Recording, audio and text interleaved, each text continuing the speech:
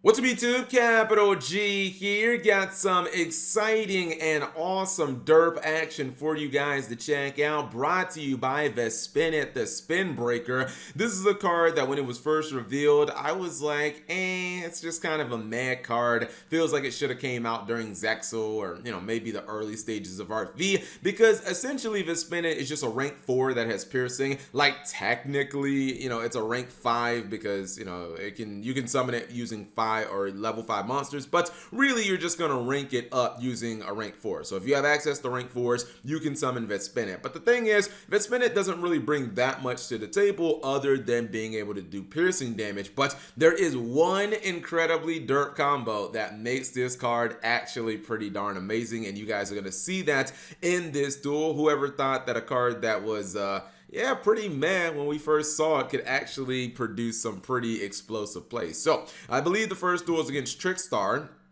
And if you don't understand the deck at the bottom, don't worry. I didn't either at first. You will soon understand what the point of the deck is. Neos Fusion for Niels Kluger.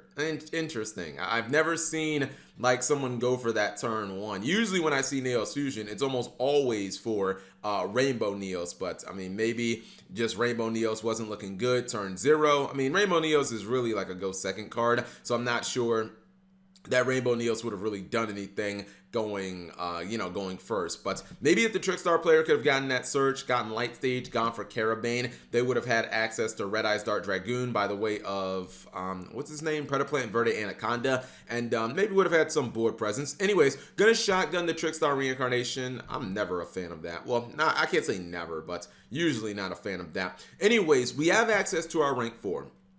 And that will eventually get us to Vespinit. But before we do that, we need to stack as many Exceed materials on Vespinit as we possibly can. And the way to do that, especially when you're kind of going for rank 4s, is of course with Zoodiac. This is actually going to facilitate the nuttiness of this combo. And it's kind of cool because in the process of this, you actually can destroy one of your opponent's monsters. If they have something that's a little problematic, maybe is going to stop you from attacking, you can just pop that monster because you get access to Dryden right there. You can use Dryden's effect if you want, but understand you are going to be losing a material, and materials are very important for this play. All right, so once we're finally done with that, we are ultimately going to stop on Vespinit, and Vespinit has high synergy with this card called Stoic Challenge. And Stoic Challenge can only be used on an Exceed monster, and it really only works when you have a bunch of materials on the Exceed monster. I've seen this card used for one-shotting a lot. Now you would think, well, Cap, why not just use this with Zoodiac and try to one-shot your opponent that way? You technically can,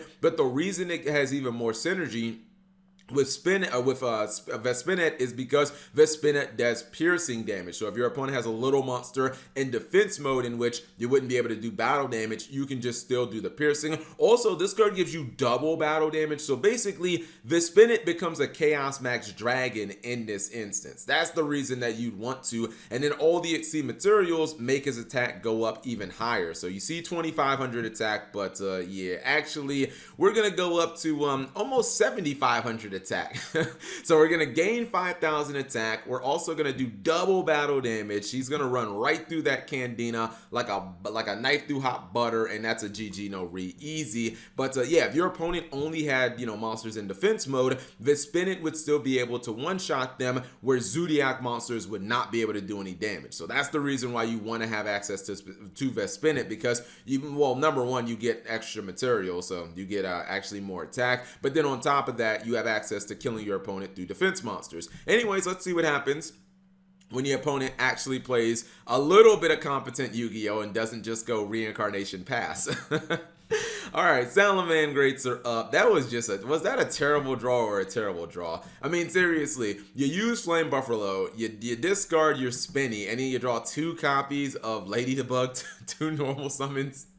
I mean, that's just terrible, but at least he has Nibiru, so I mean, he shouldn't die. You just wait for your opponent to go for a Zoodiac, and then you can Nibiru them. So he is going to go for that Zoodiac stuff. He is going to get Nibiru there. He puts the token in attack mode because it is only 500 attack, because Zoodiacs don't really have actual attack levels. He is going to use Ash Blossom, which definitely did hurt. I'd say that he probably wanted to get that search from Lady Debug, but he already has Gazelle, so maybe he honestly didn't need it. Nibiru's going to be thrown his way as well. He says, you know what? You ain't the only one out here playing Nibiru, boy. I can Nibiru you as well. He's going to add the Gazelle back to his hand with Sunlight Wolf. He's using all the draw cards this game. And this is the one of the things, if you don't have access to, like, if you're not going to go for the Spinette, Stoic Challenge cheese, you can kind of play this deck a little bit of as like a Dragma deck, you know what I mean? So you do have like some other plays. He's going to go for Time Thief for Doer. He's going to draw a card, go for Spinette. And actually, you know what? I lied.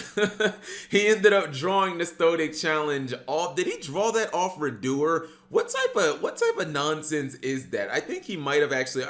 He just randomly happened to draw that. Like, what is that cheese? Okay, well, you know what? Forget what I was saying. Apparently, this deck can only win with this one cheese combo, but he ends up pulling it off because the piercing damage.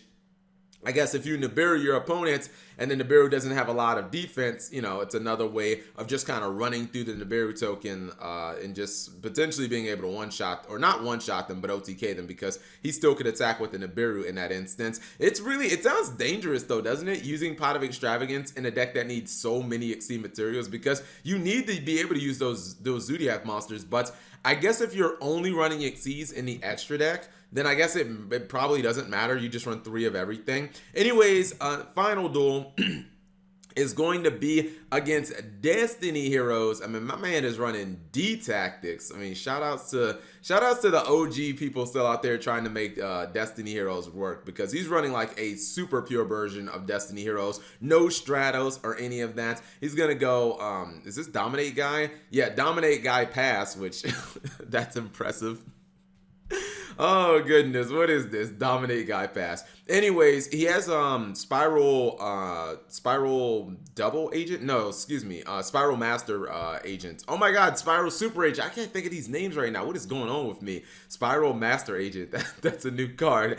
He is actually going to summon his Destiny and Dragon. I don't think I've ever seen anyone summon Destiny and Dragon off Fusion Destiny. It's always other D-Hero monsters. Most people just don't want to. Plasma's always been fine. They don't want to run Dogma. That's the reason why you never see this card summoned. Plasma's okay. Like, you saw heroes use Plasma and actually be able to summon it not too long ago. So Plasma's always been fine, but Dogma's kind of trash. It's been trash since like the GX era. He is actually going to use it, and he's going to blow up that Bastard Dragon, which gives him burn damage. He doesn't get a battle phase this turn. If you guys are wondering, like, wait, Cap, why didn't he just attack and kill him? He doesn't get a battle phase this turn. I mean, it's a GX card, guys. Like, you know what I mean? Back then, doing, like, Big Burn was, considered kind of broken. So, they probably thought it would be broken if you still got a battle phase that turn. Honestly, if you would have got a battle phase back during GX, this card probably would have been good if it allowed you to do, still battle damage. Now, the thing is, you can see he clearly is setting up for his cheese play. He's going to go for the rank 4. He's going to summon some Zodiacs. Oh, you know what? I get how he drew. It just occurred to me. He drew off a Star Drawings effect. That's what I was like, how did he draw? I was like, Redoer didn't have a spell card. He drew off a Star Drawing. That's some cheese right there. Anyways, he's going to go for, obviously, Vespinette. And he has his Stoic Challenge, so it looks like the game should be over. He should obviously be able to one-shot his opponent through this little, cross guy, easy peasy. He's even going for 2 copies, but he didn't predict the 200 IQ spicy tech of the world that will actually save him. He's gonna activate Destiny Hero Dynatag. That means no battle damage, sir. We both take 1,000 if I'm not mistaken, or no, I think only one player takes 1,000, but we don't take any battle damage, and that means that our Destiny and Dragon, which you did kill, doesn't matter. It can reborn itself by banishing a D-Hero monster. Now it's coming back to play, and it of course has that big burn damage. We're gonna go ahead and pop your copy of Vespinette. 9,700 damage, and look who's getting one shot now. So teach me to talk trash about Destiny Heroes. Random Destiny Hero Dynatag actually saves the day, and Destiny and Dragon actually pulls off the OTK. Anyways, we'll go ahead and check out the B deck, as I'm going to call it. I don't think there are no actual Bs in the main deck, because you obviously wouldn't want to run Battle Wasp or anything like that. However, the main win condition of this deck is obviously Vespinet in conjunction with Stoic Challenge. And yeah, pretty much like I thought. Well, nah, I mean, well, he's not running 3 copies of Extravagance, because I was thinking that there would be more Zodiacs. When I was watching the duels, I did not expect Bastard Dragon or Time Thief for Doer in the deck. I thought it would just be all of these cards maxed out at 3 to you know, effectively incorporate Extravagance. But I guess whenever you activate Extravagance, that's basically the risk that you're taking. I agree with Nibiru in here. Not only is it a way of stopping your opponent from going off, but you guys saw if you can put your Nibiru in defense mode, you can still kill your opponent through the Nibiru token using Vespinet and Stoic Challenge, because you have a Chaos Max in that instance. In fact, a lot of times you have basically a souped up Chaos Max, because we saw this guy at over 7,000 attack. If you guys are interested in the deck, of course, it will be in the description below. Thank you guys for watching. As always, subscribe if you have not already, and turn on that notification bell for daily videos.